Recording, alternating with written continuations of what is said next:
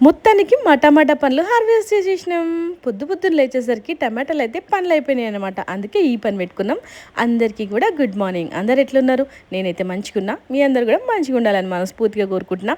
అందరికీ happy Sunday. Sunday specials ఏం చేసుకుంటున్నారో కామెంట్ చేయండి. మాదైతే ఇంకా ఎట్లాంటి ఆలోచన లేదనమాట ఏం చేయాలని. ఇంట్లో కొంచెం అందరికీ కూడా కోల్డ్ కఫ్ అట్లా బాగాలేదు.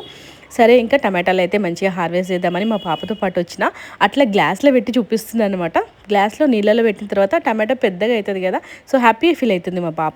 ఇంకా టమాటాలని చెట్టు మీదనే కడిగిన. ఎందుకు కడిగిన అనేది అయితే ఇప్పుడు చూపిస్తా. కొంచెం పెద్దగైనాక తెంపొచ్చు కదా అని అనిపిస్తుంది, కాకపోతే అవి అంతే పెరిగినాయి. ఆల్రెడీగా పండు అయిపోయినాయి కదా, మళ్ళీ పండు మక్కిపోయి ఖరాబ్ అయిపోతే ఎందుకులే, మనం ఎంతో ప్రేమతో పెంచుకునే కదా, ఖరాబ్ అయితే తట్టుకోలేమని చెప్పేసి అట్లా టమాటాలను అయితే కట్ చేసేసినాము.